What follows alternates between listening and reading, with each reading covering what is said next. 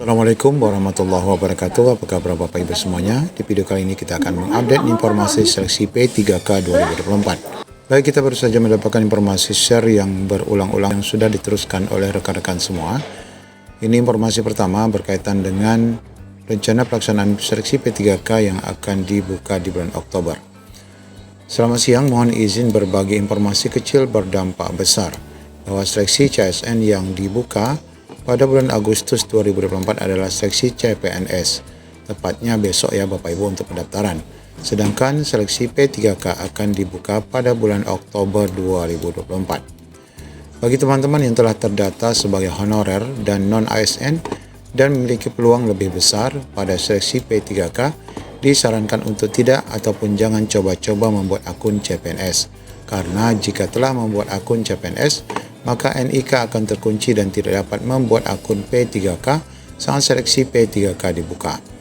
Kemudian yang keempat, bagi yang memenuhi syarat untuk mengikuti CPNS dan hasil seleksi dinyatakan tidak lulus, maka tidak dapat pula mengikuti seleksi P3K karena telah memiliki akun CPNS 2024. Semoga informasi ini bermanfaat. Informasi ini boleh dibagikan kepada teman-teman yang lain sehingga tidak salah dalam mengikuti seleksi CSN 2024. Nah, informasi ini juga dikuatkan di laman CPNN berkaitan dengan pendaftaran P3K akan dibuka Oktober. Besok pendaftaran CPNS, sedangkan P3K digelar Oktober. Kemenpan RB bilang demikian. Jadwal seleksi P3K belum juga diumumkan pemerintah. Baru pendaftaran CPNS yang akan ditetapkan besok, sedangkan pengumumannya baru dimulai hari ini. Sumber resmi CPNN menyebutkan seleksi P3K dilaksanakan Oktober mendatang.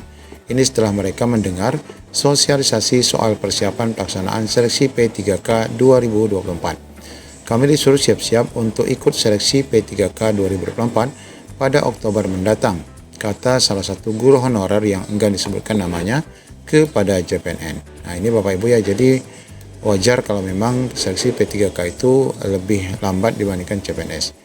Dia mengaku tahun lalu sudah ikut tes tetapi tidak lulus. Tahun ini dia ingin mendaftar P3K dan bertekad harus lulus. Soal informasi tersebut, CPNN juga menginformasikan kepada PAN RB pada Senin kemarin, di mana Deputi Bapak Aba menjawab sangat singkat. Ya, mudah-mudahan kami selesaikan penetapan formasi dulu. Saat menjawab pertanyaan CPNN apakah benar seleksi P3K 2024 akan digelar bulan Oktober.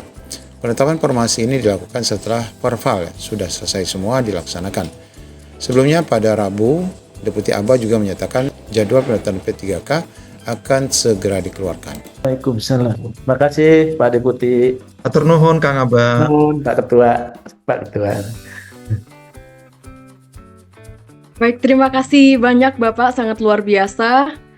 Dengan demikian kita bisa memiliki pandangan yang lebih luas tentunya bagaimana kebijakan, arah strategis dan juga urgensi terkait seleksi CSN tahun 2024 ini. Dan bagaimana BKN juga menetapkan bahwa tanggal 20 pada bulan Agustus ini sebagai hari pertama pendaftaran CPNS. Program Indonesia Memanggil ini juga bertujuan memilih putra-putri terbaik sebagai calon pemimpin masa depan demi mewujudkan Indonesia Emas 2045.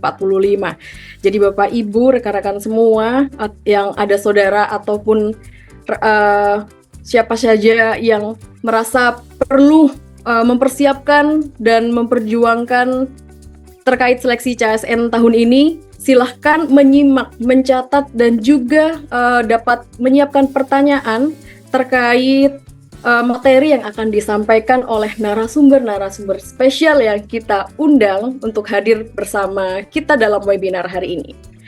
Baik, terima kasih banyak sekali lagi kepada Bapak Dr. Widodo Wahyu Utomo, SHMA. Nah, Bapak Ibu semua, untuk lebih spesifik, langsung saja kita hadirkan bersama kita pembicara spesial pada webinar hari ini. Yang kami hormati, Bapak Aba Subagja, Esos MAP. Selamat pagi Bapak, mohon izin. Pagi Mbak Maharani. Iya, baik Pak. Beliau sebagai Asisten Deputi Perancangan Jabatan, Perencanaan dan Pengadaan Sumber Daya Manusia Aparatur, dan juga saat ini menjabat sebagai PLT Deputi Bidang SDM Aparatur di Kementerian PAN-RB. Baik, Bapak, pada hari ini beliau akan membahas materi mengenai kebijakan calon aparatur sipil negara tahun 2024. Langsung saja Bapak, kami mohon izin, perkenan kami silakan.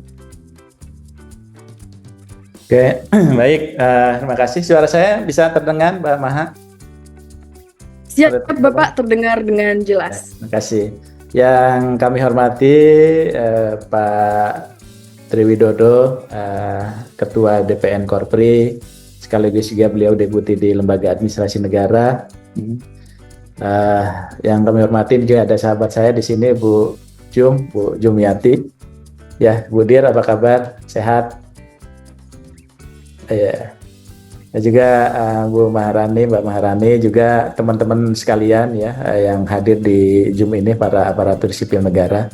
Pertama-tama terima kasih untuk Korpri yang senantiasa melakukan kegiatan pengembangan kompetensi dan wawasan bagi aparatur sipil negara yang secara rutin dilakukan, dan saya kira ini akan menambah wawasan kita bersama, mencerahkan, kemudian juga ini bisa menjadi umpan balik ya Bu Jum ya bagi kita dalam rangka menyusun kebijakan maupun teknis implementasi yang dilaksanakan oleh Badan Kepegawaian Negara.